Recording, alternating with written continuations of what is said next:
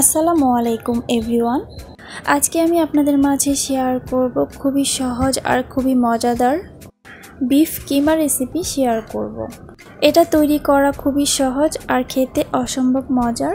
রেসিপিটি ভালো লাগলে আমার চ্যানেলটিকে সাবস্ক্রাইব করে পাশে থাকা বেল বাটনটি অন করে রাখবেন এরকম সহজ আর মজাদার রেসিপিগুলো পাওয়ার জন্য। তাহলে চলুন দেখে নিচ্ছি কিভাবে রেসিপিটি তৈরি করতে হয়। আমি এখানে বিফ কিমা নিয়েছি 1 কাপের মতো, অর্থাৎ 3 টুকরো গরুর মাংস নিয়েছি এখানে আমি। আর সেই 3 টুকরো গরুর মাংস আমি ব্লেন্ডারে ব্লেন্ড করে নিয়েছি। ব্লেন্ডারে ব্লেন্ড করে নিলেই কিন্তু এরকম কিমা তৈরি হয়ে যাবে। আপনারা চাইলে খুব সহজেই ট্রাই করে দেখতে পারেন। এবার আমি চলে যাচ্ছি মূল রান্নাতে। চুলাতে একটি পাত্র দিয়ে এখানে আমি দিয়ে দিচ্ছি 3 টেবিল চামচ রান্নার রেগুলার তেল। এবার দিয়ে দিয়েছি হাফ কাপ পেঁয়াজ কুচি। এখন আমি এর মধ্যে কিছু আস্ত গরম মশলা দিয়ে দিচ্ছি। 3 টুকরো দারচিনি, 4-5টা এলাচ, 3-4টা গোলমরিচ আর 3-4টা লবঙ্গ দিয়ে দিলাম। এবার এগুলোকে একটু নাড়াচাড়া করে পেঁয়াজটাকে একটু নরম করে ভেজে নিতে হবে। এখন কিছু গুঁড়া মশলা অ্যাড করছি। দিয়ে দিচ্ছি 1 চা চামচ হলুদ গুঁড়া আর দিচ্ছি 1 চা চামচ লাল মরিচের গুঁড়া, দিচ্ছি হাফ চা চামচ গরম মশলার গুঁড়া আর দিচ্ছি 1 চা চামচ ধনিয়ার গুঁড়া। এবার দিয়ে দিচ্ছি স্বাদ মতো কিছুটা লবণ। দিয়ে দিচ্ছি 1 টেবিল চামচ আদা রসুন পেস্ট। আদা রসুনটাকে একসঙ্গে পেস্ট করে নিয়েছি। এবার দিচ্ছি জিরা পেস্ট 1 চা চামচ। এবার এগুলোকে একটু নাড়াচাড়া করে দিতে হবে। আমি ঠিক যেই মশলাগুলো ব্যবহার করেছি আপনারা যদি এইভাবে রান্না করেন এটার যে পারফেক্ট একটা স্বাদ আছে সেই স্বাদটা আপনারা পেয়ে যাবেন।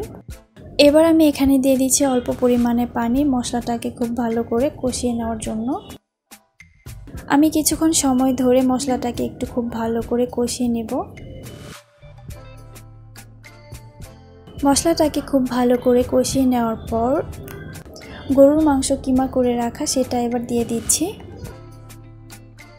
কিমাগুলো দেওয়ার পর মশলার সঙ্গে খুব ভালো করে নাড়াচাড়া করে কিছুক্ষণ সময় ধরে একটু ভেজে নিতে হবে।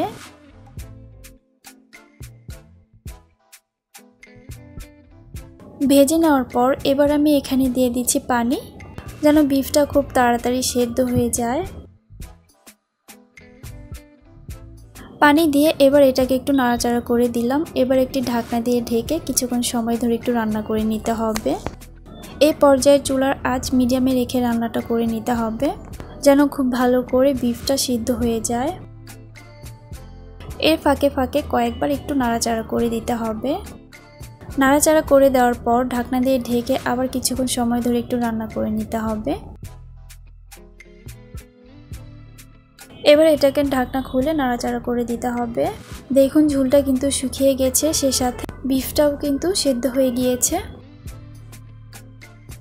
এবার আমি এখানে 1/4 চা চামচ গরম মশলা অ্যাড করছি। এবার আমি এখানে 2-3টা কাঁচামরিচ দিয়ে দিচ্ছি। আপনারা চাইলে এটা কিছুটা ঝোলও রাখতে পারেন, তবে আমি এভাবেই রান্না করলাম।